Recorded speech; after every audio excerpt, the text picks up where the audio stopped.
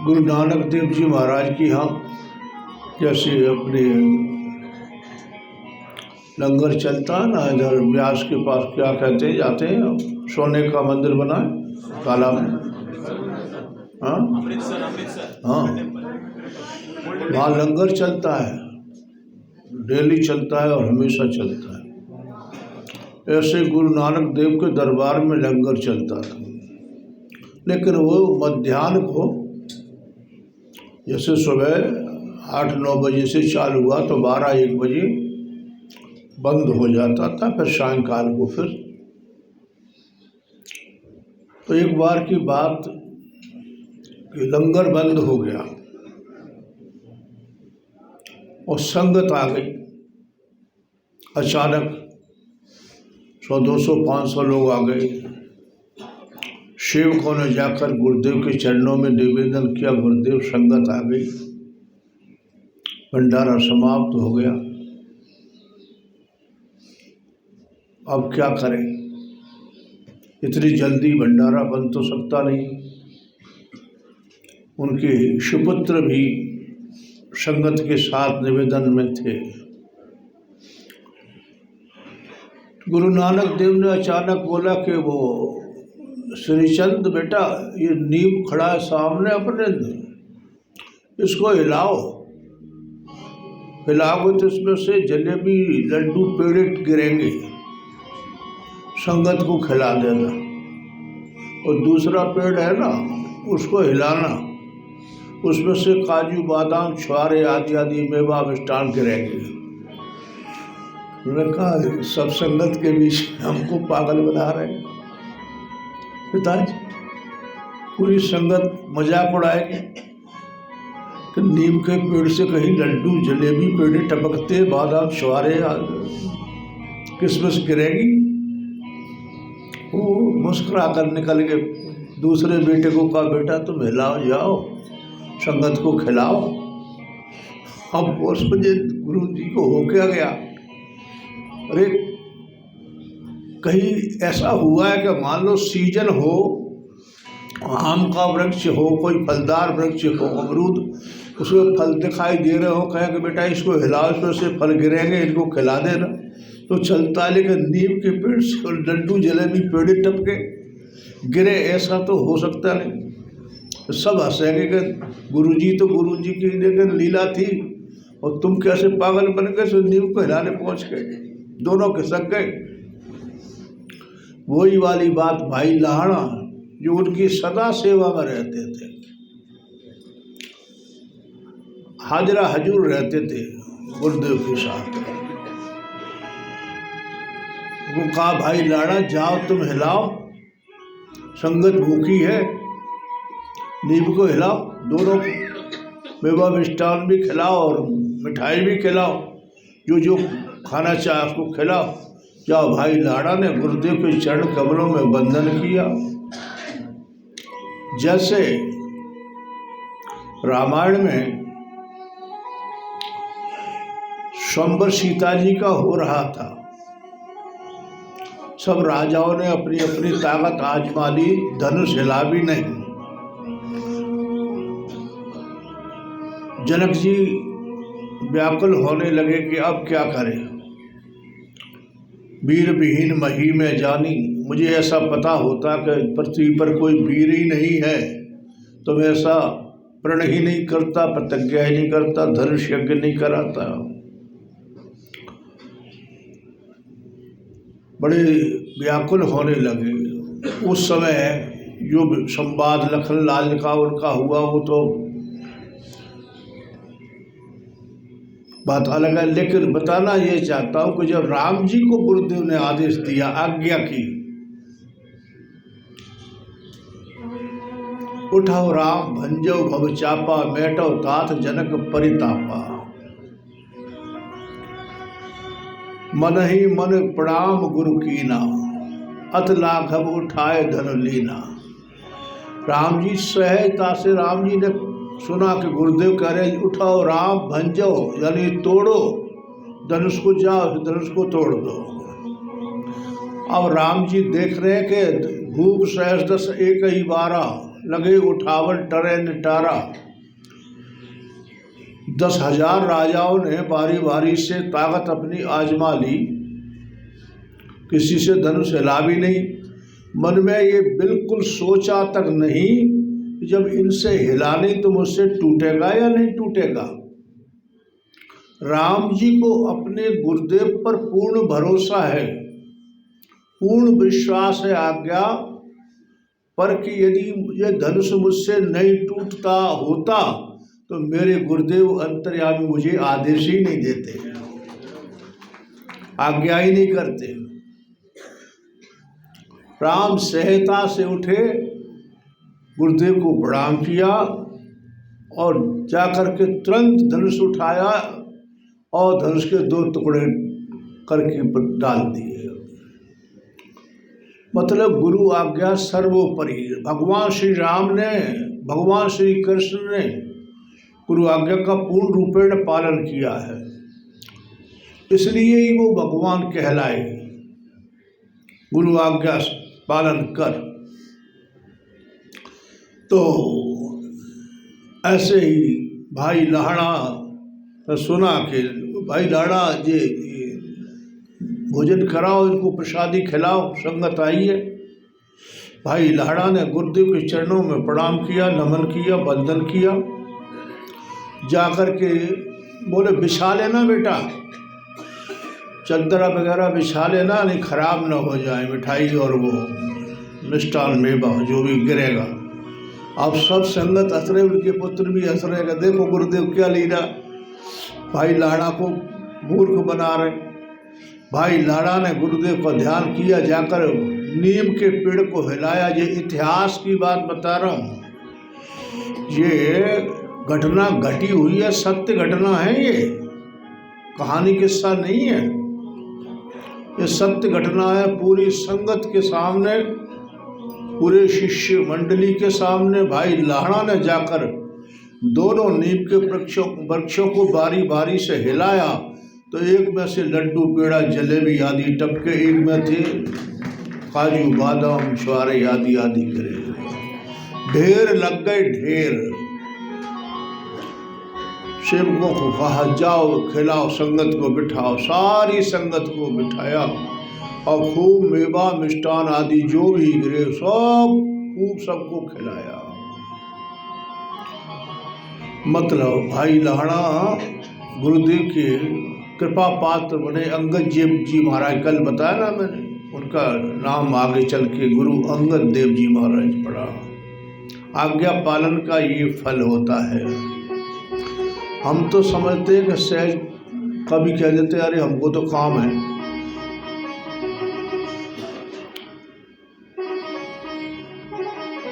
छोड़ देते हैं।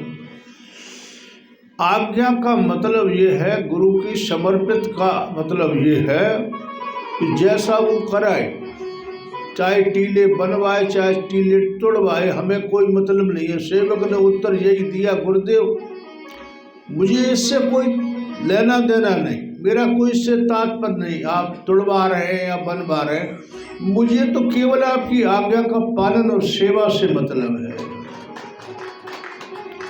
आपकी सेवा और आज्ञा का पालन हो रहा है, मुझे इससे कोई मतलब नहीं। मैं तो सेवक का तो धर्म ही है सेवा करना। कई बार परीक्षाएं होती हैं ऐसी, संत जन परीक्षा लेते हैं। अगर हमसे भी ऐसा ही हुआ, उनके पिताजी भाई साहब हमारे गुप्ता जी का कोल्ड स्टोर बना था, सबसे पहले वाला। गुप्ता माता जी ने निवेदन किया, गुरुदेव हमारे वहाँ पे आप कृपा करना आना। कुछ देर हो गई, हम लोग वहाँ छतरी जाते थे गुरुदेव के साथ, वहाँ बैठते थे चरणों में, सेवा करते थे जो भी होती थी उस समय। कहा जाओ जाओ अपने अपने घर पहुँचो, अब नहीं जाना, अब नहीं हमको जाना कहीं।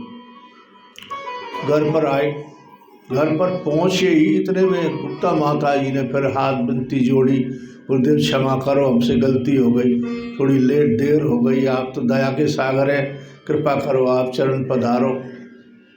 तो घर पहुँचे, कहा फ़ोन किए, रमेश लाल आओ वहाँ चलना है गुप्ता जी के यहाँ। वहाँ भी फ़ोन किया, आओ भी चलना है गुप्ता जी के। घर पहुँचने की देर नहीं हुई, इतने में वापस, अरे आप जहाँ भी ले चलो, जहाँ भी बुलाओ, जब बुलाओ, रात में बुलाओ, दिन में बुलाओ, सेवक को तो सेवा चाहिए। अब लगे मन में ये आया ख्याल, अरे अब यार गुरु जी ने वहाँ से भेजा, अब तुरंत फिर बुलाने लगे। इतना मन में आ गया तो समझो तुम फेल हो गए। उतनी ही खुशी पहले हो रही थी गुरुदेव के साथ जाने की, पहले जब जा रहे थे उतनी की उतनी प्रसन्नता उससे भी बढ़कर हो गई। वाह गुरुदेव आपकी कृपा हो गई, हमें आपके साथ चलने का सौभाग्य प्राप्त हुआ।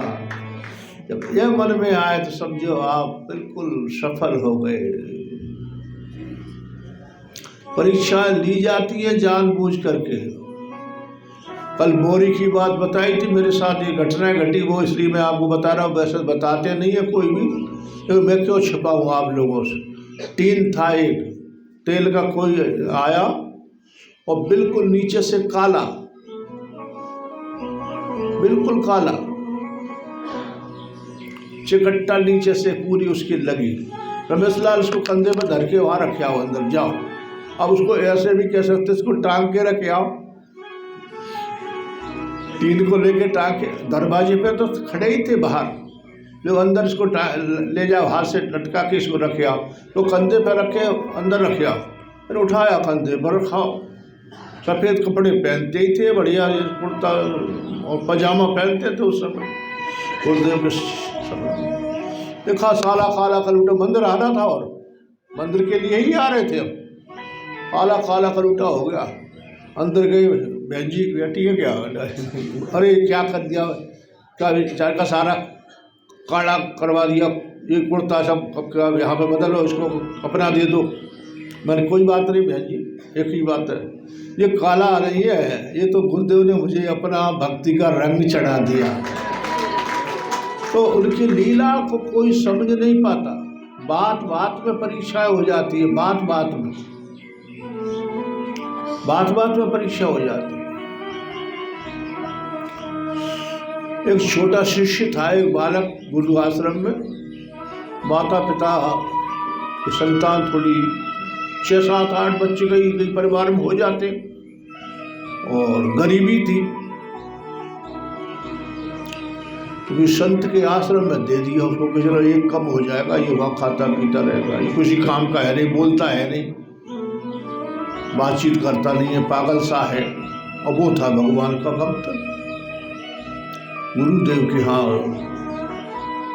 बड़े उम्र का छोटा था, लेकिन वो सच्चा भक्त, गुरु भक्त। और समय राजा साहब थे वहाँ के, उनको संतान नहीं थी, उम्र हो गई राजा की ज़्यादा। देखो आज्ञा, गुरु आज्ञा पालन की बात बता रहा हूँ, आज्ञा पालन। तो राजा को किसी तांत्रिक ने कहा कि आपको राजकुमार की प्राप्ति हो सकती है महाराज, आपको एक काम करना होगा। बोले क्या करना होगा? बोले किसी बालक की बलि देनी पड़ेगी, किसी बालक की बलि देनी पड़ेगी आपको। तो ठीक है, राजा ने, वो बच्चा उस समय अपने माता पिता से मिलने के लिए आया आश्रम से, और राजा का आदेश कि कोई भी अपना बच्चा राजी से बलि के लिए यदि देता है तो जितना मुंह से मांगेगा उतना धन में उसे दूंगा, जितना धन चाहे वो मांग सकता है अपनी इच्छा के अनुसार। कोई अपना बच्चा स्वेच्छा से दे, वैसे तो राजा है वो, राजा आदेश दे कोई बालक पकड़ के लाओ और बलि उसकी दे दो, तो राजा तो राजा कर सकता है, लेकिन नहीं, धर्मात्मा था राजा का, कोई भी अपना स्वेच्छा से बालक दे दे उसको मुंह मांगा धन में दूंगा। अब वो गरीब तो थे ही परिवार, सोचा ये अपने तो वो संत को अर्पित कर ही दिया है, संत को तो इसको अपन दे ही चुके हैं, परिवार में चर्चा हुई, माता पिता जो भी चाचा आदि होंगे उनके। ऐसा करें, ये आ भी गया है मौके पे अवसर पर, तो इसको अपन दे दें, राजा को संतान हो जाएगी, राजकुमार की प्राप्ति होगी, और हम आपको जितना धन चाहिए उतना हम माला माल हो जाएंगे, धन मिल जाएगा। हम तो बच्चे को अर्पित कर ही चुके हैं संत आश्रम में, संत को। सबका परामर्श हुआ कि हाँ दे दिया जाए लच्छा। वो बालक राजा के उनको अधिकारियों को दे दिया। धन जितना उनको मांगना था, जितना मांग सकते थे उतना मांगा होगा, धन राजा ने उनको दे दिया। अब बच्चे के लिए बलि का नंबर आया। बलि का मतलब जानते ना आप, कहते ना कि बलि का बकरा उसको बना दिया। आज के जमाने में लोग वाग ऐसे होते ना, खुद तो बच जाते, दूसरे पर कार करा के उसको फंसा देते, तब कहते हैं कि उसको बना दिया बलि का बकरा। तो वो बलि का आया, पूजा आदि जो जैसे भी तांत्रिकों ने कराया, और अब पूछा बेटा तुम्हारी कोई इच्छा हो, अंतिम इच्छा, इस समय तुम्हारी बलि दी जाएगी, तो तुम अपनी इच्छा बता सकते हो, वो तुम्हारी इच्छा पूरी कर दी जाएगी। बालक ने कहा कि ऐसा करो, थोड़ी सी रेत ला दो मुझे। रेत जानते हैं आप, बजरी जो पलस्तर करते हैं मकानों पर, वो बोले थोड़ी सी रेत मंगा दो। बोले बड़ा अद्भुत बालक है, रेत का क्या करेगा, अभी खेलने जा रहा है, ये रेत से तो खेला जाता है, बच्चे खेलते हैं, ये तो अभी बलि पे चढ़ने वाला है। बोले नहीं, मुझे और कोई इच्छा नहीं है, मुझे रेत मंगवा दो। रेत मंगवा दी गई, बच्चे की इच्छा थी। बच्चे ने क्या किया कि 4 ऐसी छोटी छोटी ढेरी लगाई, छोटी छोटी सी ढेरी बनाई, 4 और बैठ गया हाथ जोड़ करके बैठ गया। तांत्रिक ने सोचा ये कर क्या रहा है, ऐसा ना हो हमसे कोई उल्टा का हमारे ऊपर कोई गड़बड़ ना हो। हम तो तांत्रिक हैं, लेकिन ऐसा है हमने तो कभी सुना नहीं, देखा नहीं, ये कर क्या रहा है। तांत्रिक घबराए, महाराज इसको पूछो ये कर क्या रहा है। पूछा, भाई बताओ बेटा क्या कर रहे हो। बोले मैं तो कर रहा हूँ, तुम अपना काम करो, तुझे डर नहीं है मरने का। बोले नहीं, कमाल की बात है। राजा ने कहा कि बेटा बताओ आप ये क्या कर रहे हो, किसकी आराधना कर रहे हो, सच सच बताओ। कहा महाराज ये 4 ढेरियां मैंने जो बनाई हैं, तो एक ढेरी तो मेरे माता पिता के नाम की है, जिन्होंने मुझे जन्म दिया।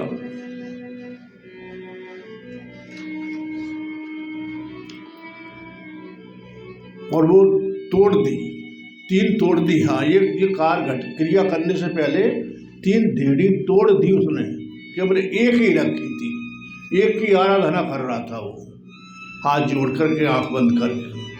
बोले पहली ढेरी ये थी मेरे माता पिता की थी, और तोड़ क्यों दी। बोले तोड़ इसलिए दी कि माता पिता को अपनी संतान इतनी प्रिय होती है, एक बार को माँ को इतना प्रेम होता है कि अपनी जान जोखिम में डाल के भी बच्चे की जान बचाना चाहती है। लेकिन मेरे माता पिता ने भी मुझे मौत के मुंह में छोड़ दिया, इसलिए कहा ये ढेरी बेकार, हटा उसको। माता पिता का प्रेम भी झूठा। दूसरी,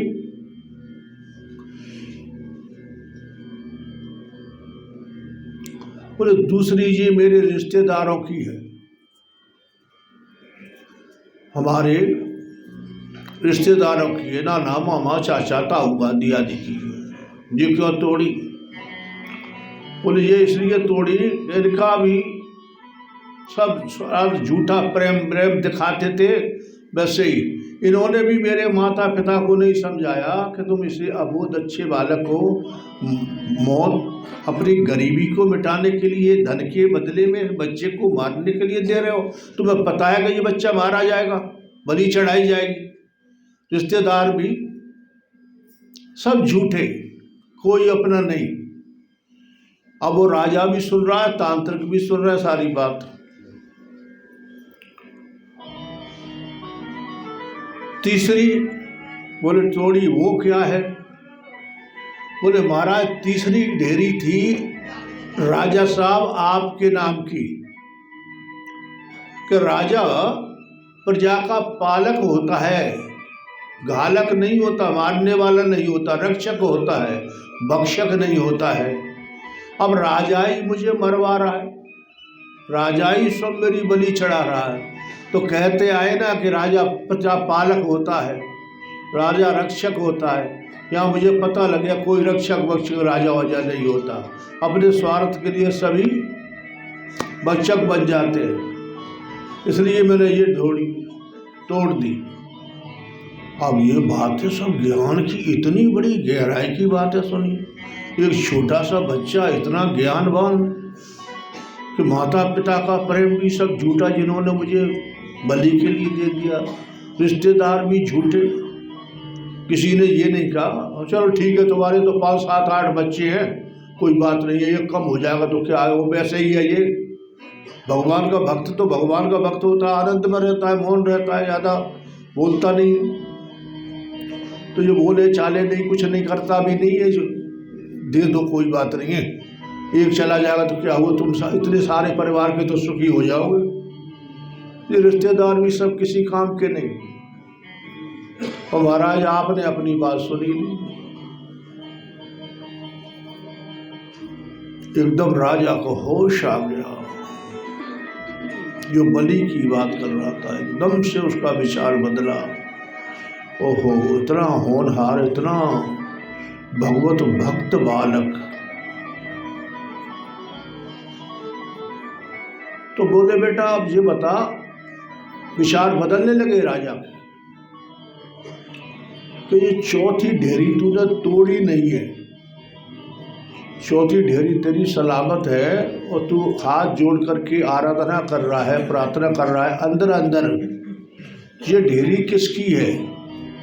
3 तो हमने समझ ली किसकी थी, चौथी किसकी है? बोले चौथी की मत पूछो महाराज। अरे क्यों, बता बेटा बता। बोले तो चौथी की पूछना चाहते हो तो चौथी ढेरी मेरे सतगुरु देव के नाम की है, मेरे सतगुरु देव भगवान की है। मैं अपने सतगुरु की आराधना कर रहा था, मुझे पता है कि मेरा सतगुरु मेरा बाल बाका होने देगा नहीं, इसलिए अपने गुरुदेव की प्रार्थना कर रहा था, गुरुदेव को सुना रहा था कि भगवान अब आपकी शरण में हूँ, चाहे मारो चाहे पालो, आपकी इच्छा। बस राजा का एकदम से विचार बदला, अरे राम राम राम राम, मैं कितना बड़ा अपराध कर रहा था। इतना सुंदर होनहार बालक, इतना भगवत भक्त बालक, अरे क्या पता इसी बलि देने के बाद भी हमारे यहाँ राजकुमार होगा, बेटे का जन्म होगा, नहीं होगा, क्यों नहीं इस बच्चे को ही मैं अपनी बेटा मान करके अपने राज का अधिकारी मान। राजा ने उसी क्षण घोषणा कर दी कि मेरा ही राजगद्दी का अधिकारी मेरे बाद ये बालक होगा। राजा बन गया। गुरु की आज्ञा आदेश का पालन कितना बड़ा काम करता है बालक। राजा ने कहा बेटा ये सब ज्ञान तूने कैसे प्राप्त किया? बोले ज्ञान तो मुझे मेरे गुरुदेव की कृपा है। पहले मुझे गुरुदेव की प्राप्ति हुई, उसके बाद मुझे भगवत प्राप्ति हुई। गुरुदेव से मुझे यह ज्ञान मिला, ये सब कुछ प्राप्त हुआ।